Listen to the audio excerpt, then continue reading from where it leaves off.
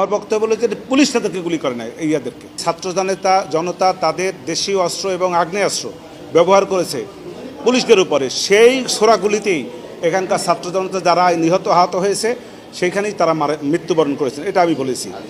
আর একটি কথা বলেছি, পুলিশ মারা গেছেন এখানে 10, 12, 13, 14 জন পুলিশ মারা গিয়েছে, একথাও আমি বলেছি, এবং সেটা ছাত্র জনতার গুলিতে। আজকের তারিখটি ছিল প্রসিকিউশন পক্ষের সূচনা বক্তব্য এবং সাক্ষীদের সাক্ষ্য এবং জবানবন্দির জন্য।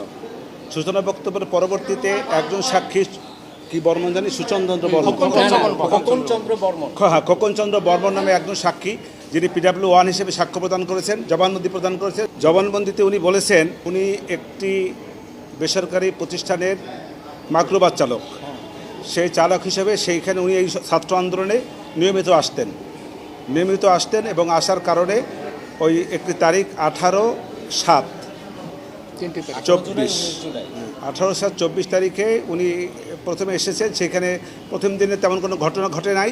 দ্বিতীয় দিন 19 তারিখে এসেছেন, সেই দিন গোলাগুলি হয়েছে এবং সেইখানে কিছু লোক আহত হয়েছে এবং কিছু লোক নিহত হয়েছে, তারপরে চলে গেছে।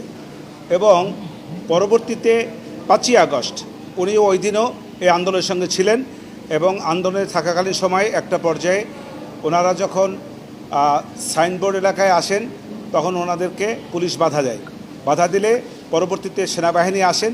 সেনাবাহিনী আসার পরে পুলিশকে সরে যেতে বলেন, সরে যায়। তারপরে ওনারা যাত্রাবাড়ির দিকে রওনা দেন। যাত্রাবাড়ি থানা এলাকায় আসার পরে পুলিশ ওইখানেও সেনাবাহিনী তাকে পুলিশকে সরে যেতে বলে, পুলিশ সরে যায়। পরবর্তীতে সেনাবাহিনী যাওয়ার পরে পুলিশ তাদের উপরে আবার নতুন করে আক্রমণ চালায় এবং সেখানে গুলি করে এবং সেই গুলিতে বেশ কয়েকজন ছাত্র জনতা মারা যায় এবং ওনার গায়েও একটা পর্যায়ে গিয়া গুলি লাগে। ওনার কাছাকাছি এসে ওনার মুখে গুলি করে, এটা উনি বলেছেন। এবং সেই গুলি করার পরেও পরবর্তীতে আশেপাশে যারা ছিল আরও যারা ছাত্র এবং অন্যান্যরা তারা ওনাকে নিয়ে হসপিটালে যায়। প্রথমে মুগ্ধ হাসপাতালে, ওখানে তাকে রাখেন না, পরবর্তীতে ঢাকা মেডিকেলে যান।